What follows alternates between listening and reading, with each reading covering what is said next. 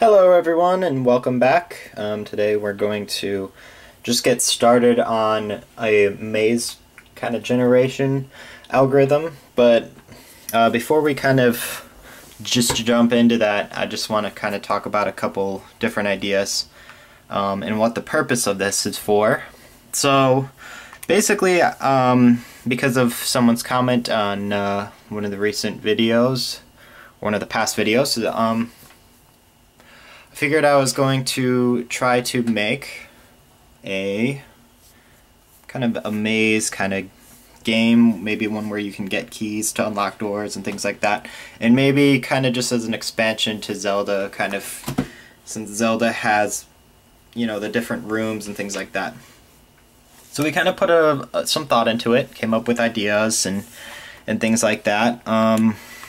One of the ideas was kind of my starting idea actually was basically to have sort of a maze that, or kind of a structure that kind of starts off like this, and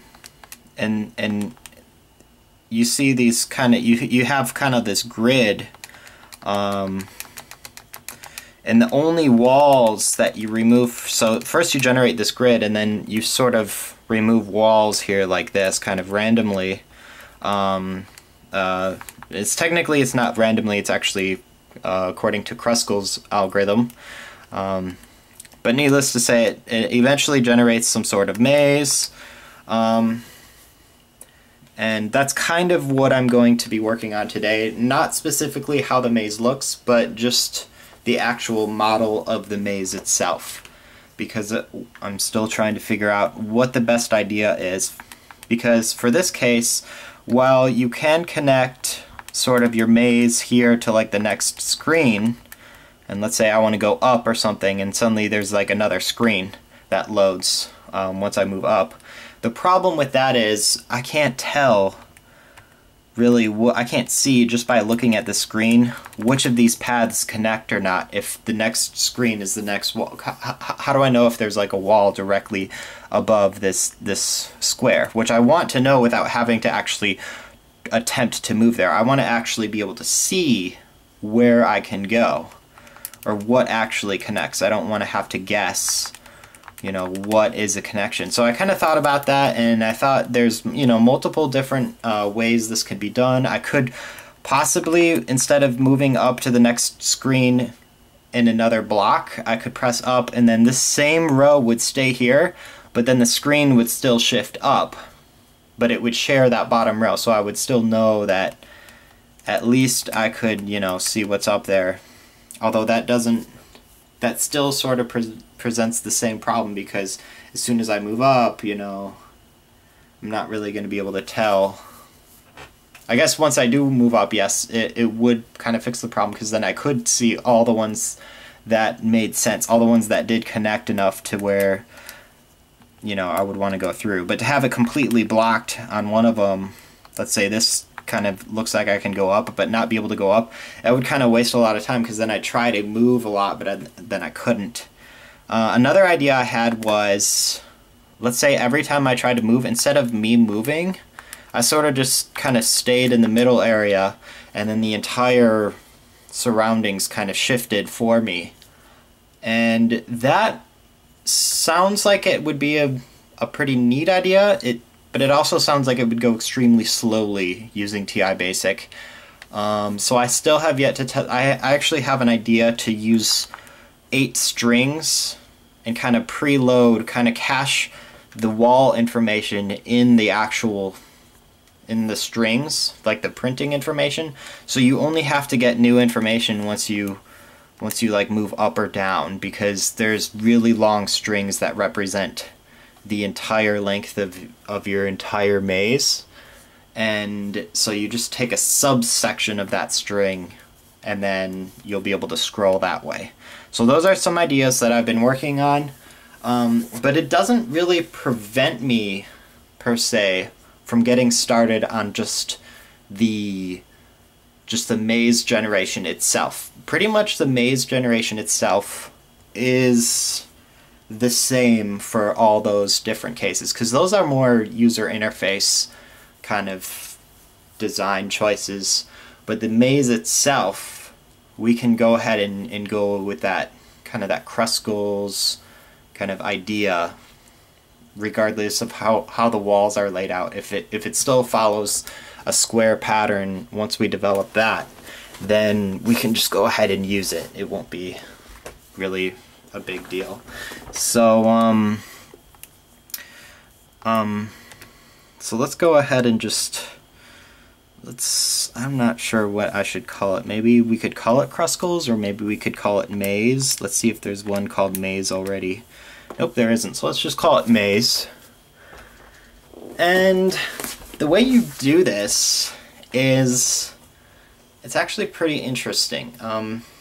You basically have a grid, and you have a grid of rooms, and you connect rooms together until you have one room in total. And the way you connect them is you break down the walls between each room. And you only connect two rooms that are currently different rooms. So the data structure that is really good at doing this is called a disjoint set data structure. It is basically a data structure that basically just combines sets together, and that's essentially what we need to implement. Is just kind of this thing. But the thing is, I don't really have object oriented. I don't have functions that are easily recursive and things like that. So I'm gonna have to use arrays to kind of implement this, to kind of create this disjoint set structure, and see how am I going to go about actually doing this, like actually combining all these things. And that I have yet to figure out. I only put a few seconds of thought into it and decided, this is probably a good thing to just make one episode on. So let's go ahead and get started on trying to do that. I suppose I could start with, I don't know, maybe just a list that represents our rooms or something like that. Or I suppose a matrix or something. Not really sure how I should represent the rooms exactly. A list seems like it would make sense. This is the first time I've made this in TI Basic, so we'll see. We'll see what I can. I don't know. I'm not totally sure exactly. You know what? Let's just to make things easier. Let's try. I think I have an idea. I think I have an idea of what's going to go on. So let's go ahead and make this the whole room thing. In fact, let's go ahead and just let's watch what we're doing as we do it. That'll be our feedback. Since we can't really debug that easily, this program's going to be convoluted and we can only see a small amount of information at a time. Let's go ahead and let's make the interface, and then we'll program the algorithm as we go along after we have the interface. So let's start off just filling the screen with O's, and you'll see what I'm going to do in a second here. So I'm just going to go for let's just go for x is 1 to 6. X is 1 to 16. For y is 1 to 8. We're gonna output is 6. Let's just do that. Y, X, and then put a, where's my quotes? It's been a while since I've coded in TI Basic. And by the way, next episode might be the Hanoi Towers, because I do have that coded on here, and I noticed I never made an episode for it because I'd made that before I started making these episodes. But that's definitely on my calculator, so I might do the next episode on that. But let's go ahead and let's do the next, let's do all the room spaces. So we're going to go ahead and do, for x is 1, now we're going to do 2 to 16, and we're going to do it in steps of 2. And then y is going to be 2 to 8 in steps of 2. And then we're going to output spaces.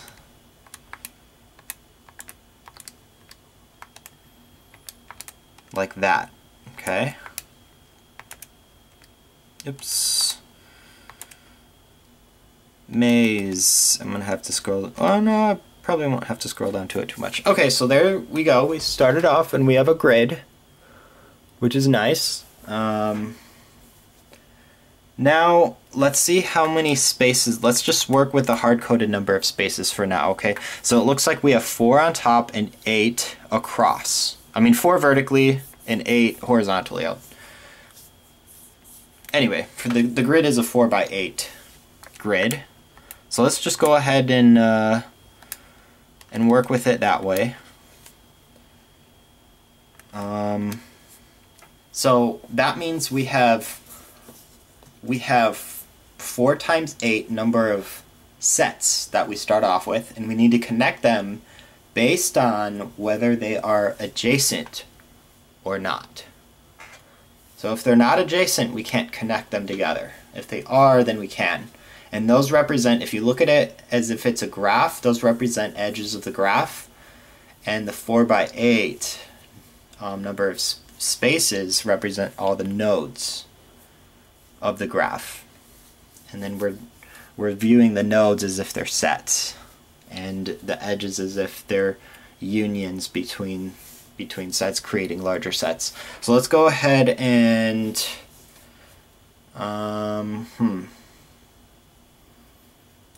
we want to represent it as a set data structure, but usually use links and pointers for that type of thing. But since I don't really have that set up very easily, we might be able to get away with just having a 2-dimensional array. And for each spot on the array, we'll put some information. We might need multiple arrays though. We might need to store 2 numbers for each one. So let's go ahead and use 2 matrices, because I think we'll need both of them to kind of show the coordinates. No, just 1 matrix, because if there's only 4 connections, then we only need 4 numbers, one saying up, one saying down, left, and right, and then I guess a 5th number saying that it's not, maybe that it's not connected at all, or that, let's think this through. Hold on a second. So let's label the connections. So let's say 0 is, there's no connections whatsoever. And then let's say there's like a ones place, a tenths, like a fourths place. Let's do it in base 4. So if there's a 0, let's say it's no connections. If there's a 1, then it's connected to the right. And let's go, I don't know, counterclockwise, because that's how, I guess, angles work. So then 1, 0 would be, there's a connection going up, but there's not one going right. Right? Maybe. Okay, so it's binary, so there would be 4 spots in binary. Right. So it would be how many different connections? 2 to the 4th, I believe, would be how we do this. Right, so okay, so let's say we just have 4 bits of information. If there's a 1 here, that means we have a connection to the right. If there's a 1 here, we have a connection up. If there's a 1 here, we have a connection to the left. And if there's a 1 here, we have a connection down. So that seems to make sense. That's 16 different. So we just need to store the numbers 0 through 15. I believe that'll work. That should actually be all the information that we need. So let's go ahead and go back to maze. Yeah, we'll do that. We'll try that. So let's go ahead and store a 4x8 into the dimensions of matrix A. Okay, so now A will be the correct size, and then it should be, I forgot, how do you set zeros? I think you do it like this: fill matrix A with zeros or something.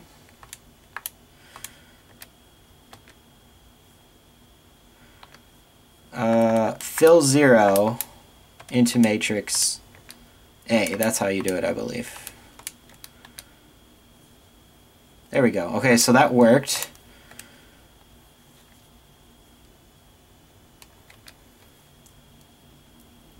Okay.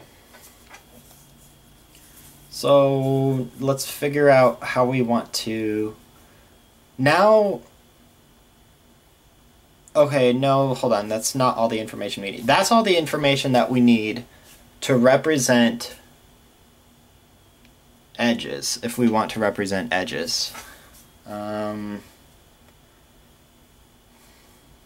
There's still a problem, though, and that is that we don't know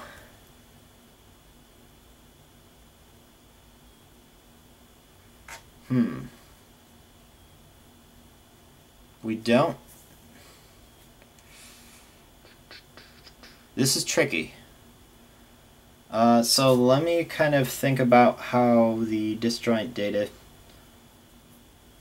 structure works. Okay, so a disjoint data structure, we need to number, I believe we just need to number all of our sets. So instead of having 0, we might have to actually number them. We might have to have a different matrix, and I'm not even sure if we'll need this matrix with the binary. That was just thinking about how to represent the edges if we need it. I'll get back to finding out if we need that or not. I'm not sure yet. But let's just either we can ignore that, or we can just delete this fill 0 for now. Or maybe we can just ignore, maybe we can just override it and we'll delete it later if we don't need it. So let's just go ahead and let's just go and fill these up.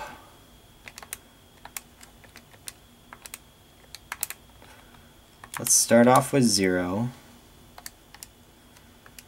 So let's use C for counter, and then we're going to do C plus 1 stores C, and we're going to store C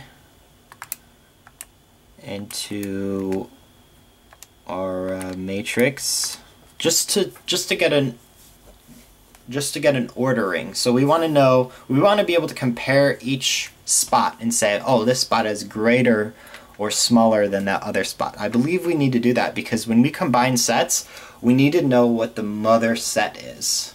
When we combine sets, we have to see what we need to identify the set. So when we combine two nodes, we identify it either by looking at the largest or the smallest number in that set. So let's go ahead and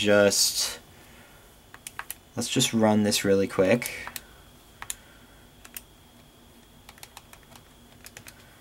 So now if we look at matrix A, we have an ordering. So now we can see if we combine any two of these kind of nodes or rooms, whatever you want to call it, then we can renumber the, like if we combine the 10 and the 11, we can renumber the 11, we can just number it 10, and then now we know that those two are in the same room. So now we know we don't try to combine. So let's say we made like let's say we made a loop all the way around here, and the smallest in this entire loop is like the number 2, right? So let's say we also have a loop that goes like all the way down here and then right. Okay, now we have the number 2 here, and we also have the number 2 here. So when we look between here and we want to decide whether we're going to remove that wall, we're going to see that those both are already 2. So they're already connected. We don't need to connect them again. We don't need to remove that wall because they're the same number. You kind of get what I'm saying here. That's sort of how disjoint set data structure works. So I'm going to go ahead and see if we can implement that. So let's go ahead and go back to maze, and I want to see if we can maybe start connecting random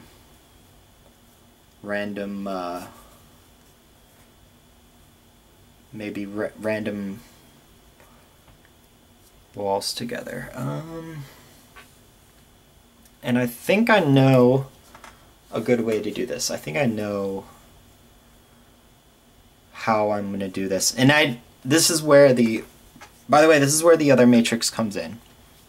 If we need the other matrix, this is exactly where it would come in. Whether we use it or not depends on whether we're going to draw the walls based off a matrix that just represents the walls themselves, or whether we're going to actually use this other in-between matrix, which I don't think we actually need if we don't want to use it.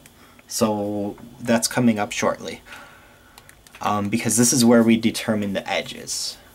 So, but to determine the edges, we have to actually run an algorithm and go through all these until we've connected them out. And this is where it gets tricky. There's 2 different ways to do this. One of them theoretically could take an infinite amount of time. And that is, I could just, for example, theoretically I could just go through this matrix and I could decide in here, I could say like, oh, you know, let's pick a random spot, 13. Okay, let's check a random direction, maybe to the right. But if those 2 walls are already connected, then there's nothing to do there. So I don't want to keep just randomly selecting things until I find the last one, because that might take forever, especially if it's really large. Just to find the last one might take hours, who knows? You know, so one thing I can do to prevent that is to create a kind of like a list thing, something that removes from a list. So I need a list that has 32 nodes in it, or 32 long list. And as soon as I connect something as many times as it can be connected, so as soon as something is connected, I guess in all 4 directions, then it shouldn't be accessible. And in fact, actually no, the list should be 4 times this length. So there should be 4 numbers for each one, because there's 4 directions. But that's a problem. Let's say there's 2 numbers for each direction. So forget the 4. There's a right, let's say there's a right and a down, not an up and a left, because up and left comes from the nodes above you and to the left of you. So actually you only need 2. Right. And that makes sense.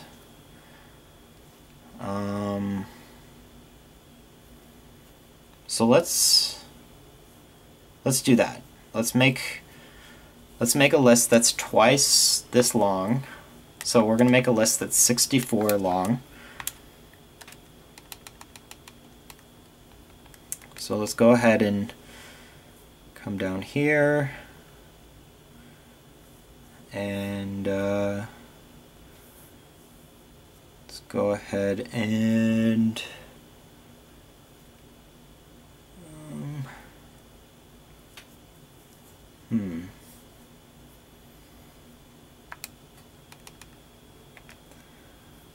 Let's go for A, or let's just use X. For X is 1, 2, I guess 64.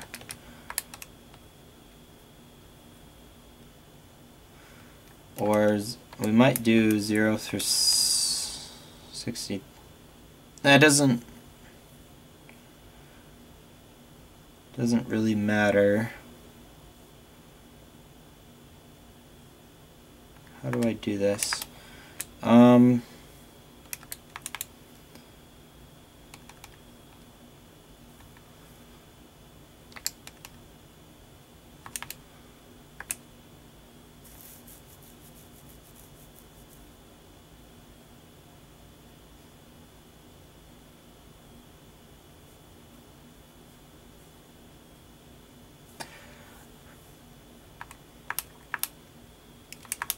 Okay, let me think for a second. So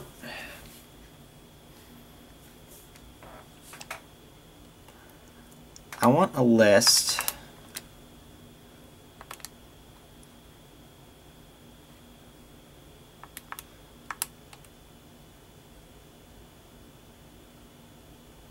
No. Let's do x's from 0 to 31. But we have an A, or we'll just use Y. Well, that'll be confusing. Okay, anyway, the A is going to represent the index that we're going for. So A plus 1 stores A, and then we do our first assignment, and then A. Hi. Sorry. I was last recording about a week ago, and I sort of ran out of batteries. I did kind of revisit the video that I just recorded, and before I continue coding anything, originally I wanted to kind of stay away from the paper, but actually it's probably a better idea to explain a few things that I've been doing on paper really quick first. So, just to point out, when I'm talking about edges and nodes, I'm referring to something called graphs. So I'm not sure if you know what graphs are, but basically graphs just have something called nodes, which represent many different things depending on what you're representing. In our case, it's rooms for the maze. And then they have edges. Sometimes they're directed, which means the edge kind of only makes sense going one direction, or maybe they're both directions, or it doesn't matter. In our case, it doesn't matter, so we'll have these different edges, and in our case, our graph represents the edges that I'm using represent the walls between the rooms, and whether or not they exist or not. So if there's an edge, then that might mean that there's no wall there. But if there's a wall there, then that means that there's just a potential edge. But maybe there's not. So that's graphs.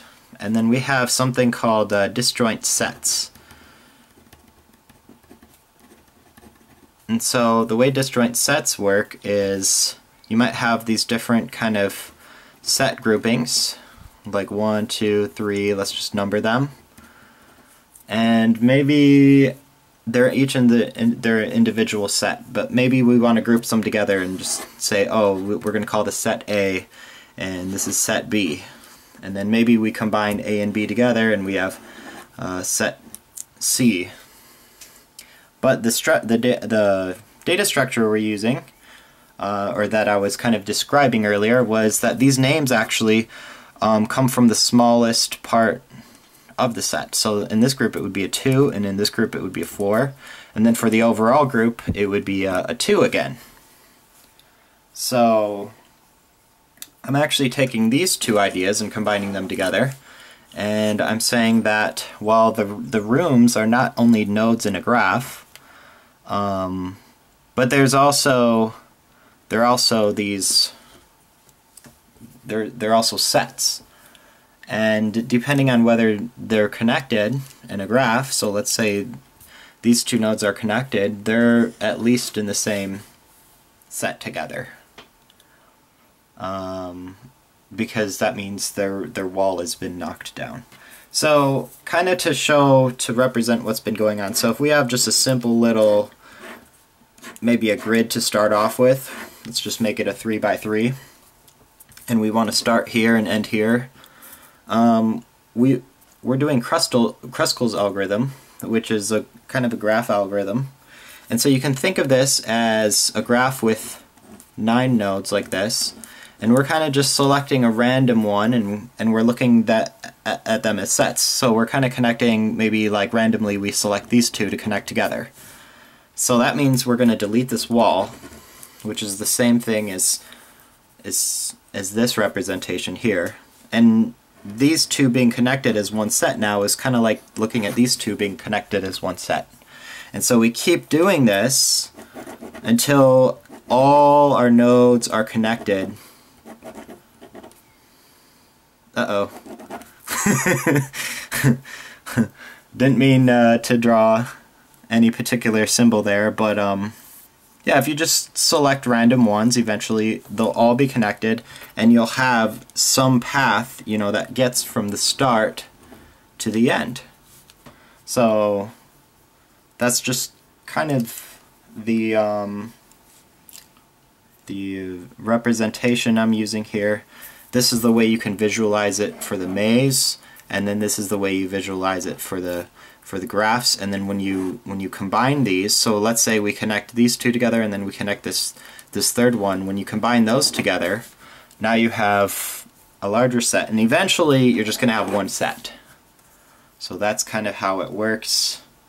And then you go from the start to the finish along these edges, which will be kind of spaces without walls. So how does this actually look on our calculator? Well, on the calculator, I have actually extra spaces in between. So on the calculator, I have a few, well, I'll just draw a few more just to make it more obvious. So I'm starting off with maybe the rooms kind of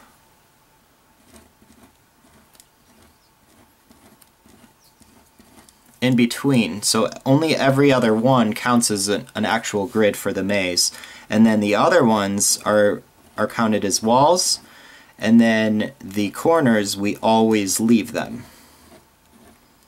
So for example, if this is where we start and this is where we finish, we're gonna have to go through, and these are our candidate walls to remove. We're not gonna remove all of them, but it's going to be this kind of this checkerboard pattern, and those represent these possible edges between all the nodes that are adjacent to each other on this graph. So on here, I could start here, and maybe our algorithm got rid of this room, and if it got rid of this room, then it definitely did not get rid of this room.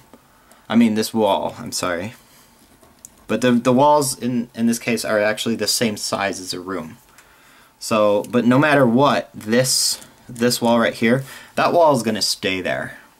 So all these corner walls, they're all just going to stay exactly, they're all going to stay exactly where they are. They're not going to disappear, because they're just required. They basically just represent the kind of corners between the rooms, and represent the structure. It wouldn't make sense to get rid of them, because then the structure works kind of differently.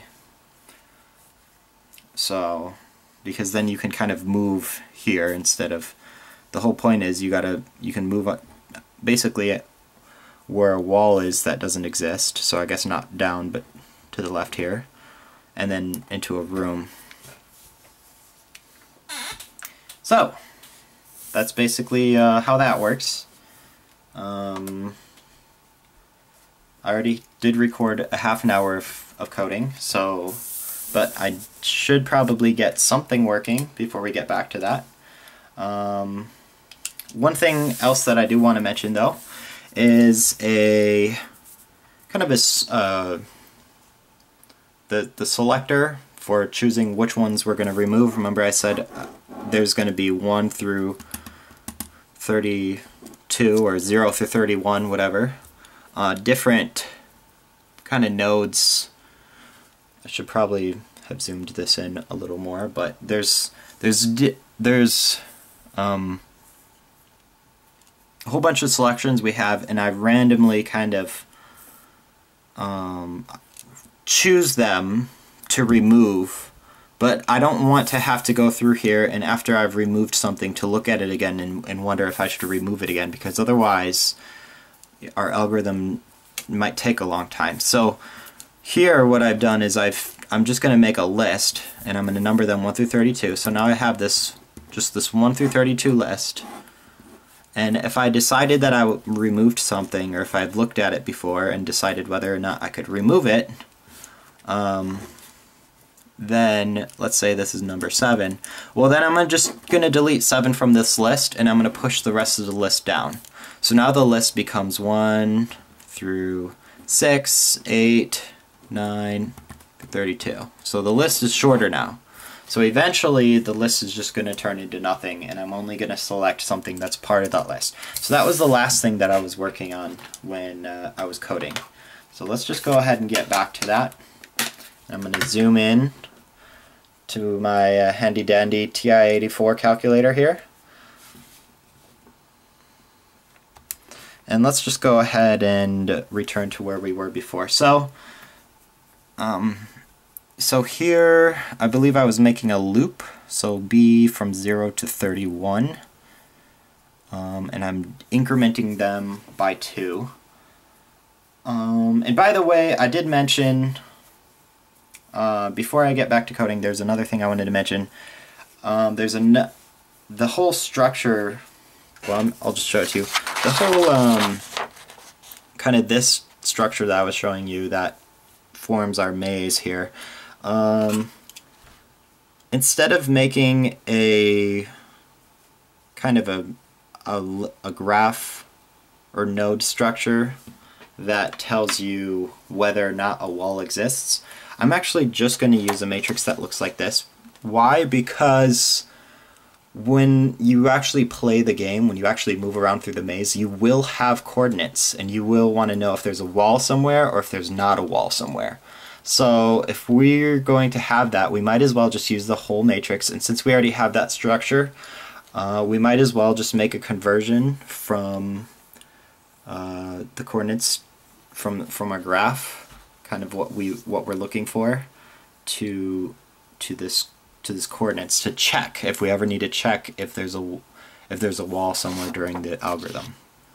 So if we need to check to see if 2 rooms are connected already or something like that, then we can use that. Otherwise, our other data structure is just going to be the disjoint set matrix. So that's about that. So we will have 32 different spots, and I don't remember exactly what this loop was for. Let's see, for y is 1 to 4, for x is 1 to 8. So I'm going through the entire screen, or not the entire screen, I'm going through all the room positions, and I'm storing whatever the C value is. Apparently I'm numbering them. Okay, so I numbered all the rooms apparently, and that's after I draw everything to our initial screen. Okay, so I numbered the rooms, I guess to see the disjoint kind of... Oh, but matrix A is a set data structure, okay. But it's a 2D one, so it's not a list. But that's just because we're also treating it as a graph, kind of. We're treating it as like a mixed kind of. It represents the 2D structure of it represents what sets can be combined together. So it's a restricted disjoint data structure, or disjoint set data structure. If it wasn't restricted, we could just combine any two rooms together and you could teleport, which would be silly. Or we'd have to control it from our algorithm, which don't want to do it separately. So let's see, what I was looping through linearly, and I think I wanted to work with some kind of list here. So I wanted to number the list. Oh, I know why I'm incrementing A twice. It's because essentially I wanted two lists. I wanted to see if the room to the right was broken or if the room down was broken. And actually that I still need to do, because there are 32 rooms, which means there are 64 potential connections, or well, technically not 64 because we can't really go down or right when we're already at the right or downmost rooms, unless we make it a wraparound map. But we'll just ignore that. We'll just ignore that for now, and we'll just pretend every room has a down and a right. So if you want to go up or left, then you just look to the rooms. Then those walls are referred by the rooms to the up or to the left of you.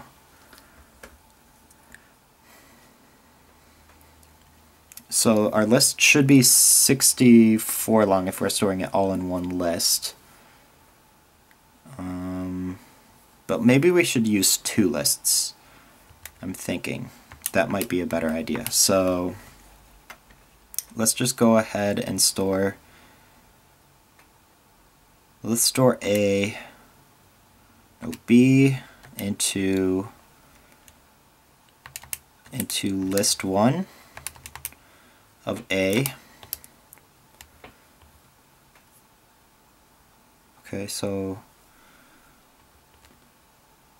actually we don't even need to do that now, because if we're going to just use two lists, we can just use the same variable. Doesn't really matter. B into list 2 of B. So we're just going to have two lists that have 32 numbers in them. And we're going to choose a random number between... We're just going to choose a random list, like one list or the other list. When we remove the numbers. And I think that's okay if that one has a big O of infinity, like if it might take an infinite amount of time, because like it's just a coin flip. There's not a big chance that you're going to keep choosing the list that's empty forever and ever. That's not likely at all. And it probably won't be a slowdown algorithm, so we don't really need to worry about that. As long as we reduce these lists individually, that's the main thing. We don't want to be randomly trying to select 31 non-existing ones when the 32nd one is the only available option. So B is from 1 to 32. We have those lists set up. So that's just another initializer. That's an initializer. Wow, we've pretty much only been doing initializing. Can we begin on doing some algorithm now? I guess we should be able to get started doing that.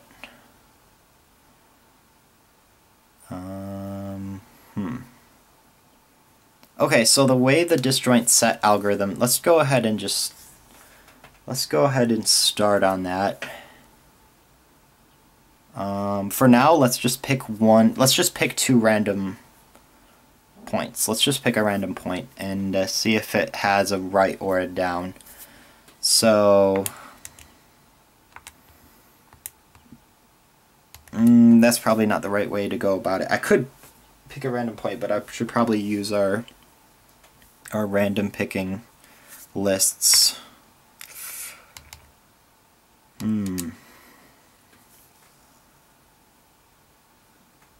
Yeah, this.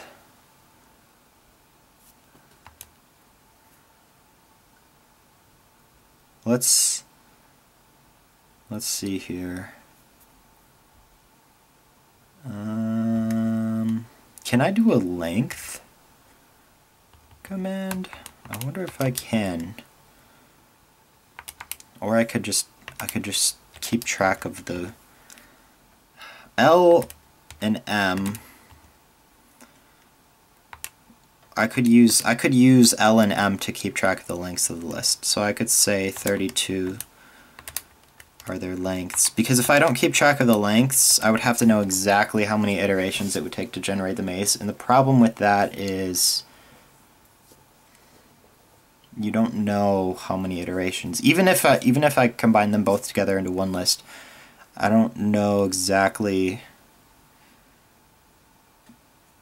how many. Well, I guess I would have to go through all the elements to make sure, because it would be easier to know if all the sets are combined that way. But let's just go ahead and, since we have two lists, we don't know how many iterations will be guessed on an empty list. So we won't know how many total iterations this will take. We don't know how many times we'll have to loop through removing an element from either of the lists, because if one list is empty and we select it, that'll count as an iteration, but we won't do anything. So 32 is the length. Let's go ahead and let's pick a random one. But let's look up in the catalog. Let's see if there's a length variable. Let's see if this works. No, what am I doing? For, hold on. Here we go. While L plus M is greater than 0. Right. Okay, so now we'll pick a random number. So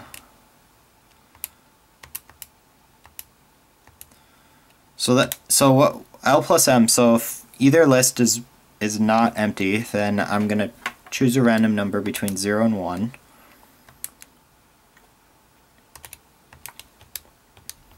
And I'm gonna say if that random number is 1, then we're going to do something, and if it's not, wow, what did I do there? Then we're going to do something else, okay? So that something is going to be 1, we're going to be dealing with list 1, and the other one is we're dealing with list 2, so let's go ahead and use, let's just go ahead and display L and show that we're using list 1. Yeah, let's go ahead and do that. So now we have some debugging going on, so just to make sure everything's working properly. And then this one should say L2 if it displays it, and then the length, which is M. And then we're going to go ahead and do our thing. So if now we're going to pick a random number. So we're going to say a random number between 1 and L. We're going to store that as, I guess we can just use R again because we don't need it anymore.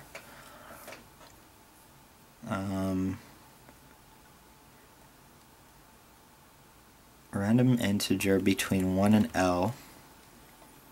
And let's just go ahead, let's just try this. We're going to display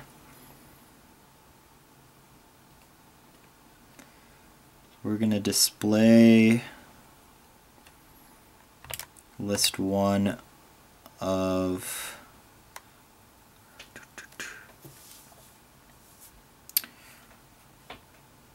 let's say we'll display list one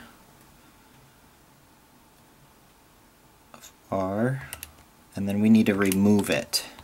So we're always going to remove it actually. So we're going to say for A is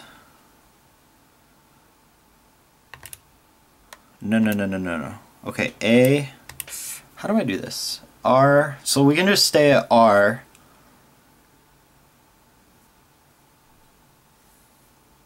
Okay, I'm going to do a while loop. While R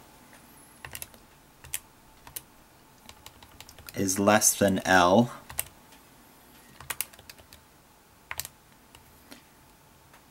okay, so basically what I'm doing here is so R is the index that we selected randomly.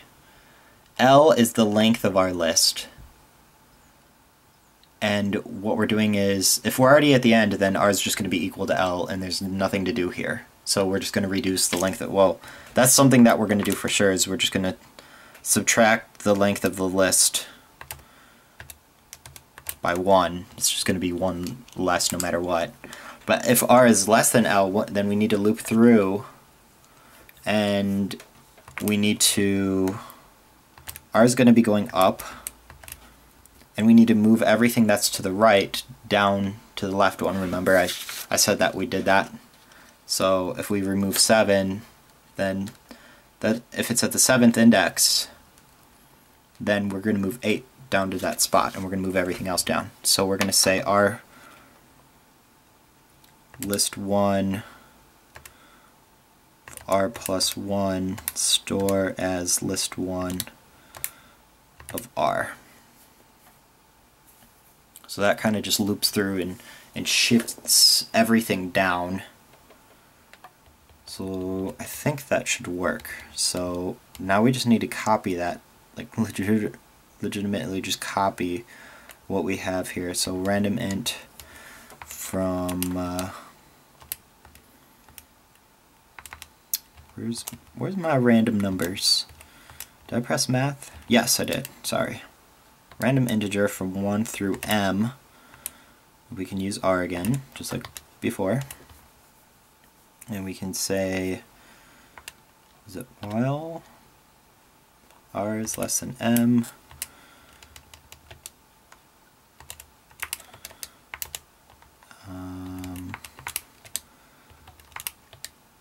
R plus 1 stores R, list 2, oh right, we need to print, hold on, display m, display list 1 R, so display list 2 R, well R is less than m, list 2 R plus 1, store is list 2 R. Okay, and then we increment R, and then we want to increment decrement m. So m minus 1 stores m. Okay, so what should happen here is if I run this, it should print out 64. If it works the way I want it to, it should print out 64. Okay, here we go. So it's printing out the list of each one, so, or the length of each list. So we got list 1, we got list 2, and they're both, it looks like they're decrementing okay. Printing out kind of random numbers here. And it should stop when both of them get to 0. And it looks like it stopped when list 2 got to 0. Oops. Well, what's the length of L? The length of L is 1. The length of M is -1. That's a problem. That's why. Okay. So for the most part it worked. Since I am doing that silly random thing, there's two options I could do. One of them is to kind of go with the non-deterministic, kind of just don't decrement M or L if it's already at 0. Or I could do something even better, which actually makes it deterministic in time, and it prevents me from entering that loop at all if there's nothing to select. And that would be to change R to whatever if it's positive. So if, for example, if M equals 0,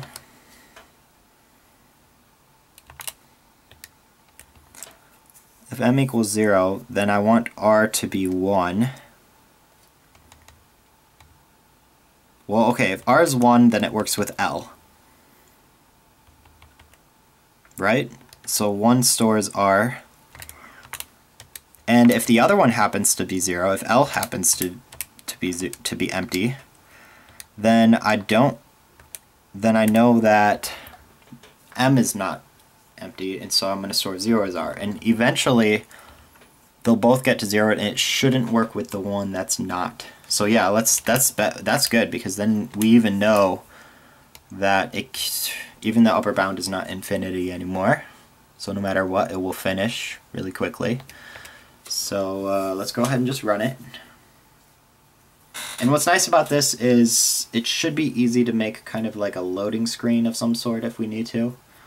Not totally sure, but in the meantime we might just put some text that says like creating maze or something, part 1, you know, or creating maze, we'll just say. Or we actually know we should be able to watch the maze as it's created because this is all the same algorithm. So let's go ahead and look at L and M. They should both be 0, which they are. Good. So those were random numbers that it picked. So good, it works. So good. Our kind of list structuring of choosing random walls to remove works. Okay, now for a part that's actually going to slow down the algorithm a little bit, and that involves when we combine sets together, we need to renumber everything according to the lowest number. So if we're combining two sets together, we actually need to renumber everything according to that set. Now usually they use like a tree structure for this type of thing, and it's really fast. But the thing is, that's really complicated to do in TI Basic. We don't have, like, I can't do links very easily. I can't like point objects to each other. So let me try to explain this with the paper a little bit. So here we have the disjoint sets, and usually when you, let's say we have this group of 2 and 3 and this group of 4, 5, and 6, usually what you can do is, if you know this is a group, because everything's labeled like 4 and this is a group, everything's labeled 2, you don't know how big these groups actually are. They might be thousands or something. So the very generic algorithm for like object-oriented, you know, computer code is usually when you, let's say we're looking at 3 and 4 and we're like, oh, well, are we going to combine these? Well, 4 is kind of labeled with the same thing that these guys are labeled to. But we need to label everything now, and so how do you do that? Well, instead of labeling all these other things, you actually have like this, you have more like this mother thing now, this mother node that they're, somehow they're labeled according to like a tree. So you're going to relabel one of these groups. So let's say this group is easier to this group doesn't have like a deep, it doesn't take a long time to find out what the label of 2 is. So let's say the label takes a little bit of time, not a lot of time, but just a tiny bit of time to figure out. Not instantly, but they have to search a little bit. It's very small though, because you're connecting them together. So let's say that these ones, 6 and 5 are looking at 4, and 3 maybe is looking at 2 or something like that. Well, what we can do is we can say, well, let's look at this. We can kind of pick one of these. So we either need to pick this one, or we need to pick this one as our new labeler. And if we pick, let's say we picked 2, because let's say it works better for balance. I'm not going to get into the details. All we do is we take this guy and set his label there. And his label is special because it also represents these guys' labels. So when this guy says, oh, my label is 4's label, and 4 checks his label and it's 2. So that's technically the way to do the algorithm, to get a lot of parts of the algorithm fast. But I'm not going to do it that way. What I'm going to do is I'm just going to relabel everything 2. So I'm not even going to, 5 and 6 aren't even going to be pointing at 4 anymore. Everything's going to go to point at 2. And it takes a little bit of time, but you know what? It's not going to take that much time. It shouldn't take, depending on how big our maze is. If our maze is pretty big, it actually will take a lot of time. Because it's like because you have to keep relabeling everything. So if there's 1,000 rooms, you're going to have to relabel each room about 1,000 times. So that's 1,000,000 operations right there, and it'll take too long. So, and how much is 1,000? Well, that's only like maybe 30 high and 30 wide. That's not a very big maze to take 1,000,000 operations to do. That's kind of long. So for now, we'll do it the bad way. But in the future, if we want to make the maze bigger, we might have to change that. I'm not sure yet. But this is just the first episode, so if we get something working, we'll just try to roll with that. And if we need to change it later, then we'll change what we need to change. Or who knows?